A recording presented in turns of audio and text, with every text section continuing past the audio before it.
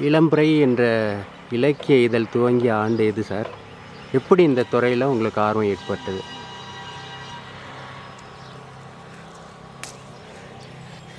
நான் ஒரு தனியாக வேலை செஞ்சிட்ருந்தேன். வேலை செஞ்சுட்ருக்கும்போது சமீபத்தில் ஒரு விபத்து நடந்துச்சு. அந்த விபத்தில் என்னோடய விரல்களை இழக்க வேண்டிய ஒரு சூழ்நிலையாகி மாற்றுத்திறனாளியானேன். அது கிட்டத்தட்ட ஒரு 20 வயசு 22 வயசு வாலிப பருவத்தில். சரி, அப்போது வாழ்கிறதா பிழைக்கிறதா இப்படின்ட்டுன்னு ஒரு பெரிய சங்கடமான டைமில் இருந்தேன். அப்போ வந்துட்டு சரி, என் கூட விமல் ராஜன் ஒருத்தர் அறிமுகமானார். அவர் கூட சேர்ந்து கதை கவிதையெல்லாம் எழுதலாம், சினிமாவுக்கு போகலாம் அப்படின்னு அந்த ஒரு ஆசை வந்துச்சு. சரி, அதில் வந்துட்டு போகலாம், இதில் நல்லா வசதி இருக்குதுன்ட்டு நினச்சிட்டு போனேன். அப்புறம் போகும்போது தான் தெரிஞ்சிச்சு, நிறைய பேர் அந்த கடுமையான நெருக்கடியிலையும் 100 ரூபா கொடு 200 ரூபா கொடுன்னுவாங்க. அப்போ ஒரு போஸ்ட் கார்டோட ரேட்டே 5 ரூபா 5 பைசா 10 பைசா இருந்துச்சு. 100 ரூபான்றது மிகப்பெரிய ஒரு தொகை. வாங்கிட்டு ஏமாற்றிட்டுருப்பாங்க.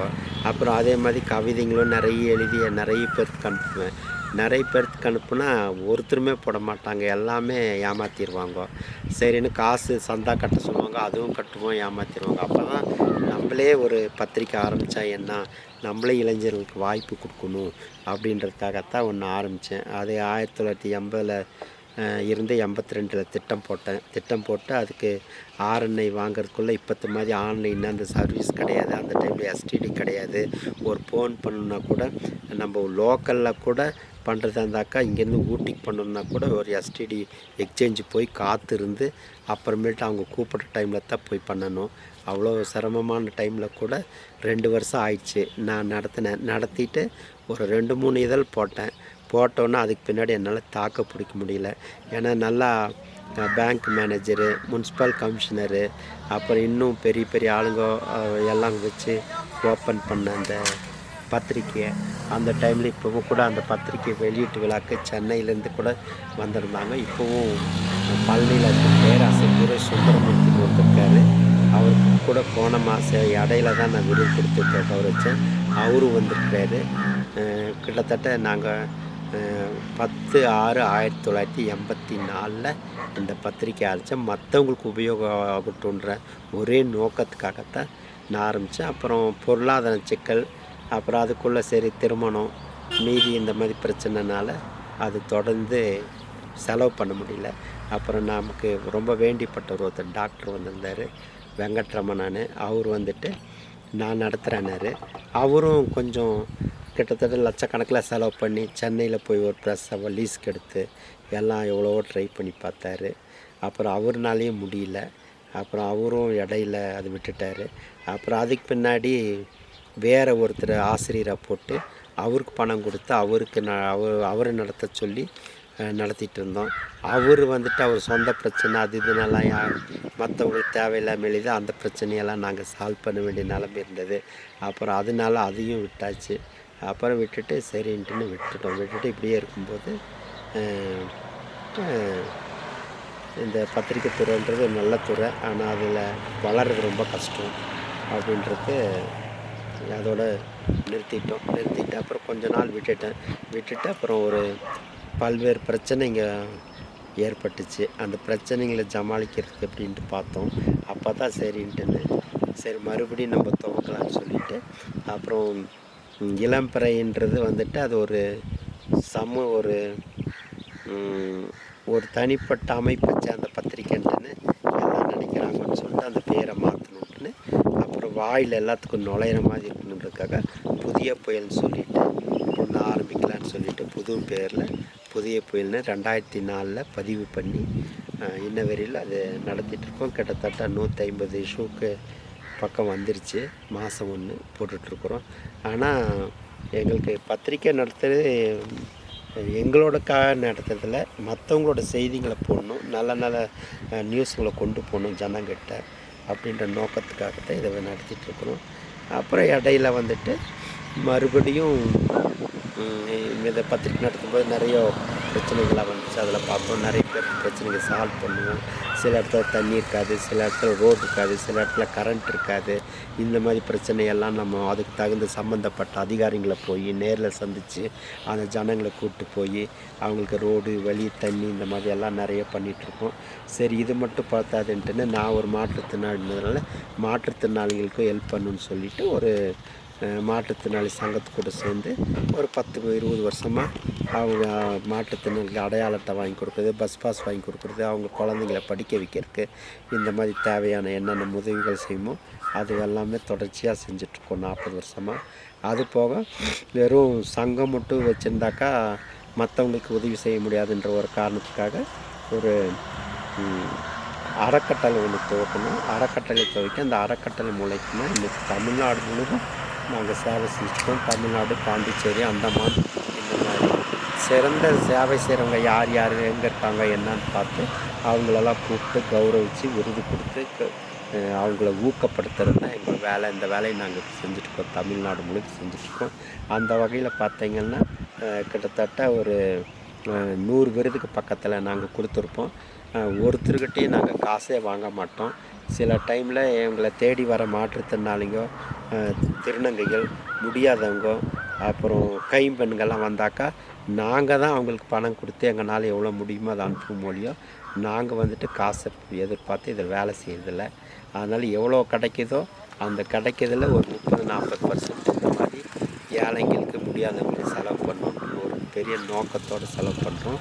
ஆனால் இதுக்கு மெயின் வந்துட்டு பணம் செலவு பண்ணுறதுக்கு முடியும் நம்மளுக்கு நேரம் ஒதுக்கணும். நேரம் ஒதுக்குனா தான் இந்த காரியத்தை செய்ய முடியும். அதனால் நான் கிட்டத்தட்ட பெரும்பாலும் ஒரு நாளைக்கு ஒரு 10 மணி நேரமாவது இந்த சமுதாய பணிக்குன்னு ஒதுக்கி விடுவேன்.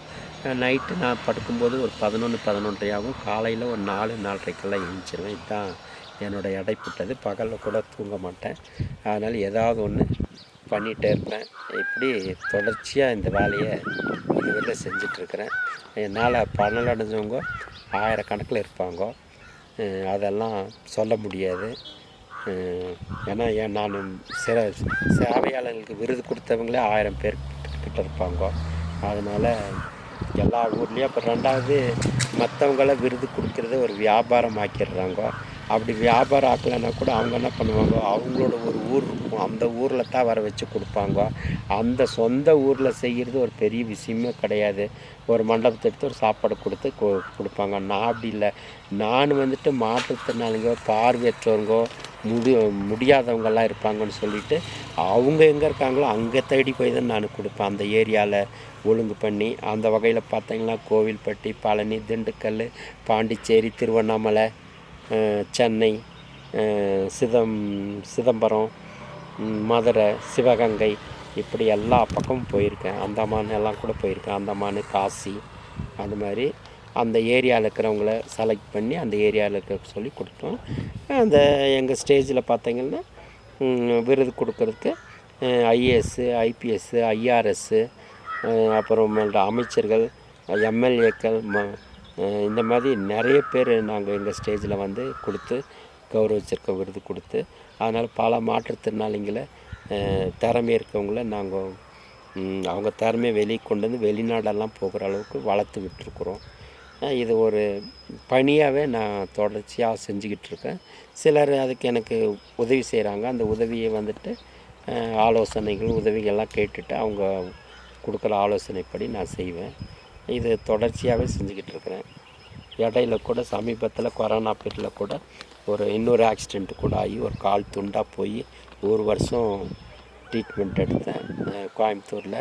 அந்த டைமில் கொரோனா வந்தால திருப்பி மறுபடியும் என்னோடய பணிகள் தொடர முடியுமா அப்படின்னு ஒரு பயத்தில். இந்த கால் போனதை பற்றி கூட எனக்கு பிரச்சனை இல்லை. எவ்வளோ வேலை செஞ்சாங்க. ஏன்னா யாராவது ஒருத்தருக்கு வயசாச்சு படுத்துருக்காங்க முடியல அப்படின்னா நான் தான் அவங்கள தேடி போய் பார்ப்பணும் ஒழியோ அவங்கள தேடிட்டு வாங்க, இங்கே வாங்க, அங்கே வாங்கன்னு சொல்ல மாட்டேன்.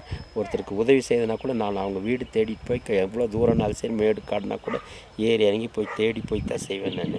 அதனால் இனி எப்படிடா நடக்க முடியுமா, கால் போயிடுச்சு அப்படின்ட்டுன்னு வருத்தத்தில் இருந்து அடிபட்டப்போ அப்புறம் என்னோடய சேவையிலும் எனக்கு மற்றவங்களோட ஆசீர்வாதத்தினால எனக்கு அது ஒரு வருஷத்துக்குள்ளே பழையபடி மறுபடியும் எனக்கு அந்த சேவைகளை தொடர்ந்து செய்கிற அளவுக்கு எனக்கு ஊக்கமாக இருந்தது.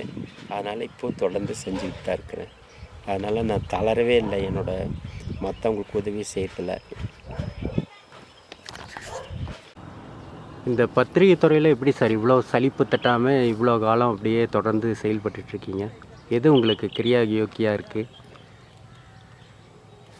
நம்ம எந்த ஒரு வேலை செஞ்சாலும் அந்த வேலையை நேசிக்கணும். அந்த வேலையை நேசிக்கும்போது நம்மளுக்கு அதில் சலிப்புன்றதே வராது. நம்ம எதுக்காக செய்கிறோம், ஏன் செய்கிறோம், இதனால் நமக்கு என்ன பிரயோஜனம் இருக்குது அப்படின்ட்டு நம்ம ஆரம்பித்தோம்னா மட்டும்தான் அந்த சலிப்பு வரும். நம்ம இந்த வேலையை நம்ம செய்கிறோம், இது நம்மளோட கடமைன்னு சொல்லிட்டு நினச்சி செஞ்சோம்னா எந்த வேலையாக இருந்தாலும் சுகமாகவும் இருக்கும். சுமையாக இருந்தாலும் கூட சுகமாக மாறிடும். அதனால் வேலை செய்யல சலிப்பு இருக்கக்கூடாது. நம்ம அதே மாதிரி செய்கிற வேலையில் இப்போ நான் செய்கிற வேலை எந்தவித எதிர்பார்ப்பும் இல்லாமல் செய்வேன். நான் என்ன செய்யணுமோ அதை அந்த பயனாளிகள் கிடைக்கணுன்ற ஒரே நோக்கம் தானே ஒழியோ எனக்கு எந்த வித எதிர்பார்ப்பு இருக்கணும்னு நான் எப்போவுமே நினைக்க மாட்டேன். அப்படி நினச்சி செஞ்சுருந்தேனாக்கா நான் இவ்வளோ நாள் இந்த ஃபீல்டில் தாக்கு பிடிச்சிருக்க முடியாது. ஒரு பத்திரிக்கை நடத்திட்டு, ஒரு ட்ரஸ்ட் நடத்திட்டு, ஊராக போய் ஜனங்களை சந்தித்து விருது கொடுக்கறது, பெரிய பெரிய ஆட்களை பார்க்குறது, சந்திக்கிறது, இதெல்லாம் பண்ணவே முடியாது. அதனால் நம்ம எந்தவித எதிர்பார்ப்பும் இல்லாமல் அந்த செய்யக்கூடிய சேவை உண்மையாக போய் அவங்களுக்கு சேரணும்னு நினைக்கும்போது நம்மளுக்கு ஒரு சுமையாகவே தெரியாது எதுவுமே. இது நான் கற்றுக்கிட்ட ஒரு பாடம். இதில் உங்களுக்கு தடைகள் நிறையா வந்திருக்கா சார்? தடைனா சில அரசியல்வாதிங்கனால ஒரு ட்ரிப்பு ஒரு தடை ஏற்பட்டுச்சு. அதுக்கு பின்னாடி அது ஒரு பெருசாக இருக்கிறதில்ல, நான் கவனிக்கிறதில்ல. நான் தடை வர மாதிரி பண்ணிக்க மாட்டேன். நம்மளாம் சமூக பணி தானே செய்கிறோம். அதனால் அதை பற்றி எனக்கு பிரச்சனை இல்லை. நான் செய்ய வேண்டிய வேலையை என் பாட்டுக்கு செஞ்சுட்டு போயிட்டே இருப்பேன். ஏன்னா யாரையாவது எதிர்பார்த்து மற்றவங்ககிட்ட உதவி பார்த்து கேட்டு நின்று அந்த மாதிரினாக்கா மட்டும்தான் நம்மளுக்கு ஒரு சோர்வு இருக்குது. ரெண்டாவது, நம்ம எதை செஞ்சாலும் அதில் ஒரு லாபத்தை எதிர்பார்க்கக்கூடாது. ஒரு மருத்துவ முகாம் வைக்கணும்னாக்கா ஒரு 100 பேர் பயனடையணுன்றது தான் நம்ம எதிர்பார்க்கணும் இல்லையா? இதனால் நமக்கு ஏதாச்சும் பிரயோஜனம் கிடைக்கணுமா அப்படின்ட்டு நம்ம எப்போ எதிர்பார்க்கக்கூடாது. நான் அதை எதிர்பார்ப்பேன். மருத்துவ முகாம்னாக்கா அதுக்கு உண்டான ஏற்பாடு பண்ணுறது, அதுக்கு உண்டான டாக்டர் கூப்பிட்டு போகிறது. அப்புறம் ரெண்டாவது நாள்லாம் மெடிக்கல் கேம்பெல்லாம் எப்போவுமே நான் டவுனுக்குள்ளே போட மாட்டேன். டவுனுக்குள்ளே போடுறதுன்னா ரொம்ப ரொம்ப ஈஸியாக இருக்கும். ஆனால் எல்லாமே அதைத்தான் செய்வாங்க, டவுனுக்குள்ளே வைப்பாங்க. நான் அப்படி வைக்க மாட்டேன். நான் ஒரு 10-20 கிலோமீட்டர் தள்ளி தான் வைப்பேன். அங்கே சில நேரத்தில் கரண்ட் இருக்காது, ரூம் இருக்காது, தண்ணி இருக்காது, ஒரு ஹோட்டல் கூட இருக்காது. இருந்தாலும் நம்ம ஒரு நாள் போயிட்டு வர்றதுக்கு சிரமன்றப்போ அப்போ அந்த மக்கள் பயனடைன்றதுக்காக கிராமத்தில், ரொம்ப குக்கிராமத்தில் இந்த மாதிரி ஏரியாவில் தான் நான் மருத்துவ முகாம் போட்டிருக்கேன். அந்த வகையில் பார்த்தீங்களா. அப்புறம் ரெண்டாவது இன்னொன்று, பழங்குடியினர், தாழ்த்தப்பட்டோர், ஆதிவாசி மக்கள், இந்த மாதிரி ஏரியாவில் தான் நிறைய போட்டிருக்கேன். அப்படி பார்க்கும்போது நாங்கள் கூடலூர் பக்கம் போட்டிருக்கிறேன், அப்புறம் முதுமலையில் போட்டிருக்கேன், யானைக்கட்டியில் போட்டிருக்கிறேன், மசனகுடி ஏரியா, கோக்கல்ன்ற ஒரு ஏரியா, அப்புறம் தெங்கு மராடாவில் சாதாரண போயே வர முடியாது, அங்கே கூட நாங்கள் போட்டிருக்கோம். சில நேரத்தில் இங்கேருந்து இங்கே போடும்போது, கூடலூரில் போடும்போது சேர் டேபிள்லேருந்து நாங்கள் குன்னூரில் தான் இருந்து தான் நாங்கள் வாங்கிட்டு போய் அங்கே தலையில் தான் 2 கிலோமீட்டர் 3 கிலோமீட்டர் பள்ளத்தில் இறங்கி தூக்கிட்டு போய் திருப்பி தூக்கிட்டு வந்து பண்ணியிருக்கோம். ராத்திரியெல்லாம் தூக்கம் இல்லாமல் வண்டி ரிப்பேர் ஆகி அந்த மாதிரி எல்லாம். அதனால் அது மக்கள் பயனடையணுன்னாக்கா நம்ம சிரமத்தை பார்க்கக்கூடாது. ஏன்னா நம்ம ஒரு 100 நோயாளிங்க 100 பேர் நல்லா இருக்கணுன்றதான் நம்ம போகிறோம். இதில் என்ன ஒரு பெனிஃபிட்னா, பல பேருக்கு நாங்கள் HIV நாங்கள் கண்டுபிடிச்சிருக்குறோம். அப்புறம் பிபி, சுகரு, இந்த மாதிரி நிறைய பேர் கேள்வி சார். ஃபண்டு, ஆள், இதெல்லாம் எப்படி சார் நீங்கள் ரெடி பண்ணுறீங்க? மாதத்துக்கு 2-3 எல்லாம் கூட நீங்கள் மருத்துவ முகாம் சொல்லி நடத்தியிருக்கீங்க. இது எப்படி உங்களால் செயல்பட முடியுது? பொருளாதாரத்துக்கெல்லாம் என்ன பண்ணுறீங்க? பொருளாதாரம் பொறுத்தவரையிலும் நம்ம சமூக சேவை செய்கிறவங்களுக்கு ஒரு பணன்றது ஒரு பிரச்சனையே கிடையாது. அதாவது உழைக்கணும், பொய் பேசக்கூடாது. உண்மை, உழைப்பு இது 2 இருந்தால் உயர்வு வரும். நம்மக்கிட்ட உண்மை இருந்து உழைப்பு இருந்தால் உயர்வு தானாக வரும். இப்போ ஒரு மருத்துவ முகாம் நான் பண்ணுறேன்னாக்கா, எந்த ஏரியாவில் பண்ணுறேன்ட்டுன்னு ஃபஸ்ட்டு அது ஆளுங்க அந்த ஏரியாவுக்குள்ளே இருக்க ஆளுங்களை கவுன்சிலரையோ மீதி யாராச்சும் அங்கே சமூக பணியாற்றுறவங்கள நான் அப்ரோச் பண்ணுவாங்க. அவங்க வந்து இந்த மாதிரி பண்ணி கொடுங்கன்னு. அப்புறம் அங்கே போகும்போது எங்களுக்கு அவங்க இடம் ஒழுங்கு பண்ணி தருவாங்க. சாப்பாடு சில நேரத்தில் ஒழுங்கு பண்ணி தருவாங்க. இல்லை சில நேரத்தில் நாங்களே கூட கொடுத்துருவோம் சாப்பாட்டுக்கு. அந்த மாதிரி பண்ணிடுவாங்க. அப்புறம் எங்கள் கூட வர டாக்டர்ஸுங்கெல்லாம் வந்தாங்கன்னா அவங்களே அவங்க சொந்த வண்டியில் வந்து வந்துடுறாங்க. அப்புறம் புஷ்பா ஹாஸ்பிட்டல் இந்த மாதிரி ஹாஸ்பிட்டலில் வரும்போது அவங்களே ஒரு ஸ்டாஃப் நர்ஸை கூப்பிட்டு வந்துடுவாங்க. மருந்து அவங்களே எடுத்துகிட்டு வந்துடுறாங்க. அதனால் எங்களுக்கு அங்கே அந்த இடத்துல நல்லா ஆகலைன்னா கூட குன்னூரில் திருப்பியும் டாக்டரு இவர் கூட ட்ரஸ்ட் வச்சுருக்காரு, குழந்தைகள் நல அமைப்பு, கௌதம் டாக்டரு. அது வாரத்தில் 1 நாள் 2 நாள் கிளினிக் வந்தால் ஃப்ரீயாகவே பார்க்குறாரு, காசு வாங்குறதில்ல. அதுக்கு 1 நாள் ஒதுக்கியிருக்காரு. அந்த மாதிரி அந்த டைமில் சொல்லுவார்.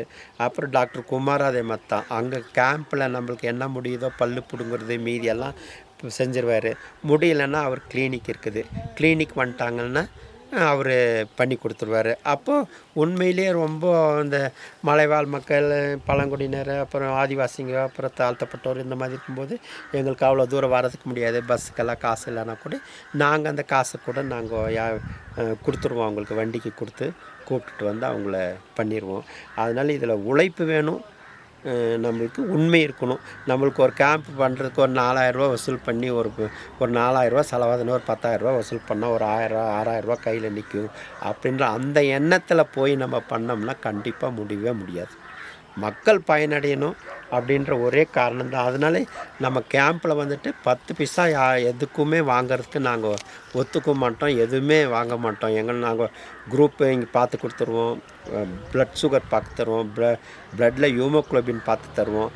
இதுக்கெல்லாம் நாங்கள் தான் தருவோம். 2வது என் கூட வந்து பழகிறவங்க டாக்டருங்க இவங்கெல்லாம் வந்து பார்ப்பாங்க. பார்த்தவொன்னா கூட அவங்களே 1000 2000 கொடுப்பாங்க. சரி இதை வச்சுக்கோங்க அடுத்த கேம்புக்குன்னு சொல்லிவிட்டு அப்புறம் ஒரு சிலர் பணம் தருவாங்க அவங்களே. சரி நான் இன்றைக்கி சாப்பாடு வாங்கி கொடுத்துட்றேன், நான் பண்ணிடுறேன், நான் உங்களுக்கு ஒரு வண்டி அரேஞ்ச் பண்ணி கொடுத்துட்றேன், இல்லாட்டி ஒரு வண்டி எடுத்துகிட்டு வந்துடுவா அதுக்கு பணம் கொடுத்துட்றேன் அப்படின்னு சொல்லிவிட்டு யாரோ ஒருத்தர் இதில் எங்களுக்கு ஹெல்ப் பண்ணுவாங்க. அப்போ ஹெல்ப் பண்ணும்போது நாங்கள் அதை பயன்படுத்திட்டு நாங்கள் போவோம். அப்புறம் எனக்கு ஆட்கள் வந்துட்டு வாலண்டியரிஸ்ட்டு நான் எப்படியோ அதே மாதிரி தான் அவங்களுக்கு அவங்க ஃப்ரீ இருக்கிற டைமில் நான் ஒரு நம்ம 20-30 பேர் இருக்காங்க, ஃபோன் பண்ணாமல் இந்த மாதிரி கேம்ப் இருக்குது இத்தனாம் தேதி நீங்கள் வாங்க அப்படின்னாக்கா ஒரு 20 பேருக்கு ஒரு 30 பேர் இருப்பாங்க கூடன்னு வைங்க. 30 பேரில் ஃபோன் பண்ணால் அட்லீஸ்ட் எனக்கு ஒரு 5-10 பேராது வந்துடுவாங்க. அப்போ எங்களுக்கு அதுக்கு தேவையான ஆட்களும் எங்களுக்கு சர்வீஸ் பண்ணுறதுக்கு தயாராக இருக்கிறாங்க. அதனால் எங்களுக்கு அது ஒரு சிரமமாக தெரியல. ஏன்னா இந்த கொரோனாவுக்கு பின்னாடி தான் இந்த கேம்ப்பு போடுற வேலைங்கெல்லாம் ரொம்ப குறைஞ்சி போயிடுச்சு. ஏன்னா அதில் நிறைய அரசாங்க சில ரூல்ஸ் எல்லாம் கொண்டு வந்தது. அதனால் கொஞ்சம் கேம்ப்பு போடுற வேலைங்க மட்டும் கொஞ்சம் பாதிச்சிருச்சு. மற்றபடி என்னோடய மற்ற வேலைங்கெல்லாம் எப்பவும் போல் வழக்கம் போல் போயிட்டுருக்குது. ஏன்னா கேம்ப்புன்றது வந்துட்டு ஒரு யூனிட்டு, அந்த யூனிட் ஒன்று சேரணும். 2வது நம்ம ரொம்ப தூரம்லாம் போய் கேம்ப் போடும்போது நம்மளுக்கு 50 பேரா 100 பேரா அங்கே பயனடையணும். சும்மா போயிட்டு நம்ம வந்து அவ்வளோ தூரம் செலவு பண்ணி அவ்வளோ ரிஸ்க் எடுத்து பிரயோஜனம் இல்லாமல் இருக்கக்கூடாது. அதனால் நாங்கள் அதெல்லாம் பார்த்து தான் பண்ணுவோம். ஒரு சில டைம்லலாம் ரொம்ப பண்ணுவோம். அதே மாதிரி குன்னூரில் 2007 சுந்தர்ராஜ் டிஎஸ்பி சார் தான் ஆரம்பிச்சு வச்சார் ஒரு கேம்ப்பு. கண் சிகிச்சை முகாம் போட்டோம். கிட்டத்தட்ட ஒரு 3000 பேர் வந்திருப்பாங்க. ஒரு 300 பேர் தான் பார்க்க முடிஞ்சிச்சு. 2700 பேர் திரும்பி போயிட்டாங்க. அது டவுனில் இந்த பிரச்சனைங்க எல்லாம் நடக்கும். ஆனால் நம்ம ஒரு குறிப்பிட்ட வில்லேஜுன்னு போனாக்கா அந்த ஏரியாவில் இருக்கிறவங்க மட்டும் வருவாங்க. அப்போ நம்மளுக்கு அந்த பிரச்சனைங்க அவ்வளோ இருக்காது. 2வது நல்லா பயனடைவாங்க. டவுனில் 10 பேரில் 8 பேர் வேடிக்கை பார்த்துட்டு போவாங்க என்னவோ நடக்குதுன்ட்டுன்னு. 2 பேர் மட்டும் கொஞ்சம் ஒருத்தர் உன்னிப்பாங்க, அதில் ஒருத்தர் வருவாங்க. ஆனால் அப்படி கிராமெல்லாம் அப்படி இல்லை. போய் ஒரு முதல்ல ஒன்றுமே ஆரம்பிக்கும்போது ஒன்றுமே இல்லாத மாதிரி இருக்கும். அப்புறம் ஒரு 2 பேர் வருவாங்க. 2 பேர் வந்து பார்த்துட்டு போய் சொன்னாங்கன்னா ஒரு 5 பேர் வந்துடுவாங்க. அப்புறம் அந்த 5 பேர் வந்து பார்த்துட்டு போய் சொன்னாங்கன்னா ஒரு 20 பேர் வந்துடுவாங்க. இப்படி நம்ம ஒரு 12 மணிலேருந்து 2 மணின்னுவோம். கடைசியில் 5 மணி 6 மணி ஆனால் கூட முடியாது சில நேரத்தில். இது ஒன்று. அப்புறம் வருஷத்துக்கு 4-5 ப்ரோக்ராமு மாற்றுத்திறனாளிங்க விழா, மாற்றுத்திறனாளிகளுக்காக வேண்டி நிறைய பண்ணுவோம். அப்புறம் அனாதை ஆசிரமங்கள், அனாதை ஸ்கூலு அங்கெல்லாம் போய் சாப்பாடு கொடுக்குறது, அவங்களுக்கு தேவையான பெட்ஷீட்டு உதவிங்க இந்த மாதிரியெல்லாம் கொடுக்குறது, இந்த மாதிரி செய்வோம். சமீபத்தில் கூட சென்னையில் மழையில் பாய்ச்சிட்டாங்கன்ட்டுன்னு சென்னைக்கு போகும்போது நண்பர் ஒருத்தர் இருக்கார் நமக்கு, அவர் கூப்பிட்டுட்டு போனார் வில்லிவாக்கத்தில். அங்கே இருக்கவங்களுக்கெல்லாம் போர்வையெல்லாம் வாங்கி கொடுத்தோம், திருநங்கைகளுக்கு கொஞ்சம் பணம் கொடுத்தோம். அதெல்லாமே செய்கிறோம். என்ன முடியுதோ முதல் ஸ்டெப்பு நாங்கள் இதை செய்யணும்னு நினைப்போம். அப்புறம் யாராவது இடையில கொஞ்சம் சப்போர்ட் பண்ணாங்கன்னா கொஞ்சம் எக்ஸ்ட்ரா பண்ணுவோம்.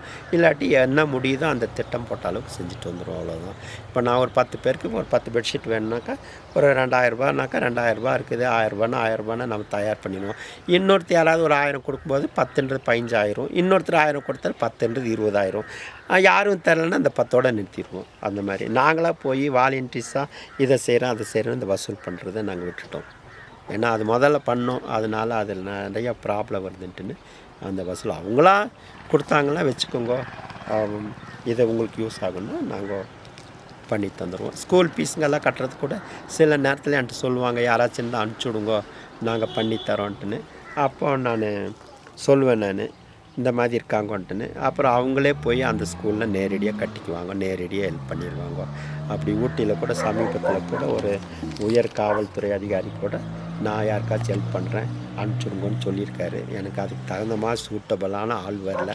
ஏன்னா ஒரு சிலர் கொடுக்குறாங்கன்றதுக்காக 2-3 பேர்த்துக்கிட்ட போய் கேட்டுருவாங்க அந்த மாதிரி. அதனால் அவரும் என்னோட ஒரு டைம் ஒரு சந்தித்து பேசும்போது நானும் முடிஞ்ச வரல ஹெல்ப் பண்ணுறேன் அனுப்புங்கன்னாரு. அதே மாதிரி நம்ம இதுக்கு முந்திருந்த காவல்துறை அதிகாரிங்கள்லாம் நிறைய பேர் கூட சேர்ந்து நிறைய மெடிக்கல் கேம்ப் போட்டிருக்குறோம். விழிப்புணர்வு, மரம் நடுறது, அப்புறம் தேர்தலில் ஓட்டு போடுறதை பற்றி விழிப்புணர்வு, HIV விழிப்புணர்வு, பால்வினை நோய் இது, அப்புறம்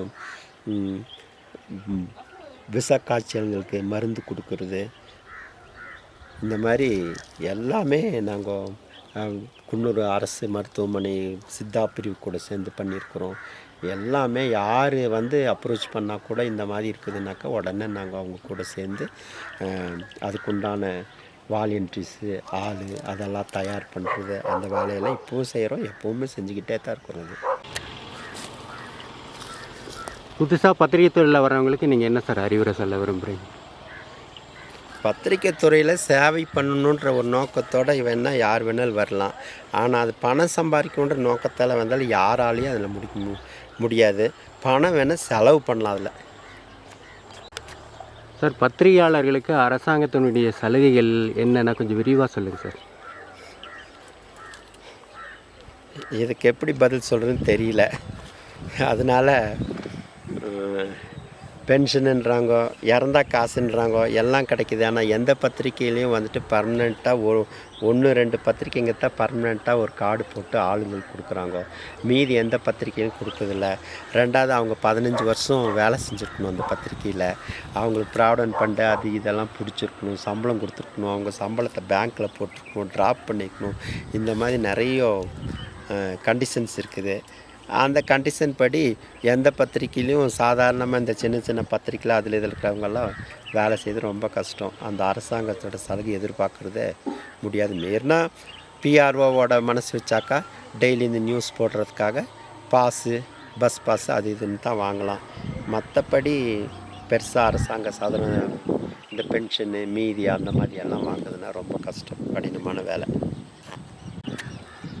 சார், முதல்ல ரெஜிஸ்ட்ரேஷன் ரொம்ப கஷ்டமாக இருந்துச்சு, இப்போவும் அதே ப்ராப்ளம் தானே அல்லது ரொம்ப ஈஸியாக கிடச்சிருதா சார்? இல்லை, இப்போ எல்லாம் ஆன்லைனு ஈஸியாக எனக்கு கொஞ்சம் லேட் ஆகுதுன்றாங்க. ஆனால் ஒரு சிலர் சொல்கிறாங்க, ஒரு சிலரெல்லாம் 1 வருஷம் 6 மாதத்துக்குள்ளே வாங்கிடுறாங்க எனக்கு தெரிஞ்சு. அது டெல்லியில் தான் நேராக டைரெக்டாக டெல்லிக்கு அப்ளை பண்ணுறாங்க, அங்கேருந்து வாங்கிடுறாங்க. பெரிய பத்திரிகையுடைய சர்க்குலேஷனே ரொம்ப டல்லாக இருக்குது சார். இந்த நிலையில் புதிய பத்திரிகையெல்லாம் வந்து இப்போது வந்துட்டுருக்கா சார்? வருதா? வருது நிறைய வருது. டெய்லி நீங்கள் பார்த்தீங்கன்னா பதிவு பண்ணுறதுக்கே ஒரு நாளைக்கு 5-10ன்ட்டுன்னு போய்கிட்டே இருக்கும். ஆனால் என்னென்னா அதான் சொல்கிறேன், சர்வீஸ் பண்ணுன்ற வரவங்க வந்துட்டு ரொம்ப கம்மி. ஆனால் பத்திரிக்கை நம்ம கையில் இருந்தால் இவனை மிரட்டலாம், அவனை மிரட்டலாம், அவன்கிட்ட கட்ட பஞ்சாயத்து பண்ணலாம், இவன்கிட்ட கட்ட பஞ்சாயத்து பண்ணலாம், இதை வச்சுட்டு காடை காமிச்சிட்டுன்னு அதனால் நம்மளே ஆரம்பிக்கலாம் அப்படின்ற ஒரு நோக்கத்தில் தான் முதல்ல ஒரு பத்திரிக்கையில் சும்மா அப்படியே சேருவானுங்கோ. சேர்ந்த உடனே சரி நீ அவன்கிட்டயாச்சும் பிடிச்சி அங்கே பிடிச்சி இங்கே பிடிச்சி ஒரு 10,000 ரூபா வாங்கிடுவானுங்கோ. வாங்கிட்டு பார்த்தாக்கா கடைசியில் அது 4 பேர் பாகம் போட வேண்டியது இருக்கும். 10,000 4 5 பேர் 4க்கு 2,000. அப்புறம் அவனுக்குள்ளே தோணிடும் நம்ம எதுக்கு இவன்கிட்ட போய் கேட்கணும், நம்மளே ஆரம்பிச்சிட்டு என்ன பண்ணுறது, 10,000 நம்மளுக்கே வந்துடுமே, நம்ம ஆளை போட்டு செய்யும்போது அவங்ககிட்ட இருந்து நம்ம 5,000 வாங்கலாமே இப்படின்னு அந்த கிரிமினல்ஸுங்க வேலை செய்கிற பத்திரிக்கைக்காரனுங்க அது கிரிமினல்ஸை உருவாக்கி அப்படி பத்திரிக்கையோட தரத்தை நிறைய குறைச்சிட்டானுங்க. அதில் அந்த மரியாதையே இல்லாமல் போயிடுச்சு. நீங்கள் உங்களுக்கு யார் யார் சார் விருது கொடுத்துருக்காங்க? எனக்கு தமிழ்நாட்டில் பரவாயில்ல ஒரு 50 பேர்கிட்ட கொடுத்துருக்காங்க விருது. அப்புறம் சென்னையில் ஜீவா யூனிவர்சிட்டின்னு சொல்லிட்டு ஒரு யூனிவர்சிட்டியில் கௌரவ டாக்டர் பட்டம் கொடுத்துருக்காங்க. அதில் வந்துட்டு தேர்தல் கமிஷனர் சந்திரசேகர், அப்புறம் இப்போவும் இருக்கார் ஐபிஎஸ்ஸு ஆபாஸ் குமார், சென்னையில் இருக்கார் கமிஷனராக, அப்புறம் உயர்நீதிமன்ற வழக்கறிஞர்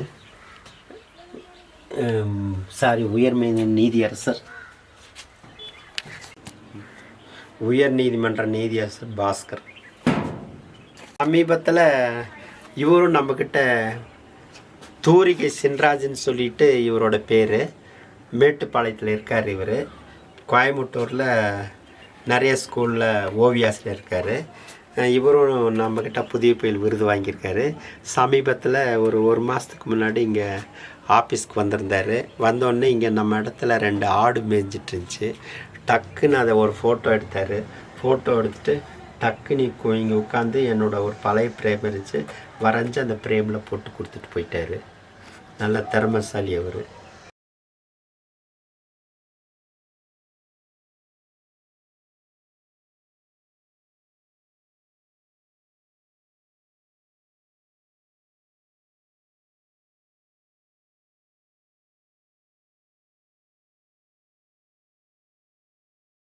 குன்னூரில் ஒய்எம்சிஏ கானலில் தான் ஆஃபீஸ் இருந்துச்சு. 15 வருஷமாக இருந்திருந்தோம். அந்த ஆஃபீஸ் வந்துட்டு டிஎஸ்பி தர்மராஜ் தான் தெரிஞ்சு வச்சார் 2008.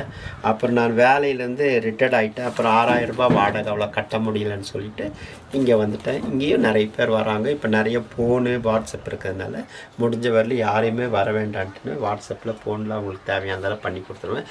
ஒரு சிலர் நான் ஆஃபீஸ்க்கு வரேன்றவங்க மட்டும் வர சொல்லிவிட்டு நான் இங்கே உட்காந்து பேசிட்டு நாங்கள் போவோம். உங்கள் ஆஃபீஸ் எங்கேங்க சார் இருக்குது? ஹெட் ஆஃபீஸ் வீட்டில் வச்சுருக்கோம் குன்னூரில். சிம்ஸ் மார்க்கெட் இருக்குது. இது வந்துட்டு கோத்தகிரிக்கு இது ஒரு பிரான்ச்சு பெட்டட்டின்ற ஏரியாவில் இருக்குது. இன்னொன்று மேட்டுப்பாளையத்தில் டேங்க் மேடுன்னு ஒரு இடம் இருக்கும். அதுக்கு பக்கத்தில் சத்யசாய் நகரில் ஒன்று வச்சுருக்கேன். அங்கே சனிக்கிழமை ஞாயிற்றுக்கிழமை பெரும்பாலும் போவேன். அது போக புலிகுளத்தில் போலீஸ் ஸ்டேஷனுக்கு ஆப்போசிட்டு பக்கத்துலேயே ஒன்று இருக்குது. அங்கே வந்துட்டு நான் பெரும்பாலும் ஞாயிற்றுக்கிழமை திங்கக்கிழமை அங்கே இருப்பேன். சென்னையில் திருப்போரூரில் வாரத்தில் ஒரு மாதத்தில் ஒரு வாரம் போவேன். கடைசி வாரம் போயிட்டு ஃபஸ்ட் வீக் அந்த மாதிரி வருவேன். அங்கே ஒன்று இருக்குது. வரவங்கள ஏதாவது டவுட்டாக இருந்தால் அங்கே வர சொல்லுவேன். நான் அங்கே வர சொல்கிறத விட நான் தான் முடிஞ்ச வரையிலும் அங்கே யார் என்ன ஏதுன்ட்டுன்னு நான் அங்கே இருக்கவங்கள போய் ஒவ்வொருத்தரையும் போய் மீட் பண்ணிட்டு வருவேன். சிலர் கடை வச்சுருப்பாங்க, சுயதொழில் வச்சுருப்பாங்க, படுக்க முடியாமல் இருக்கும்.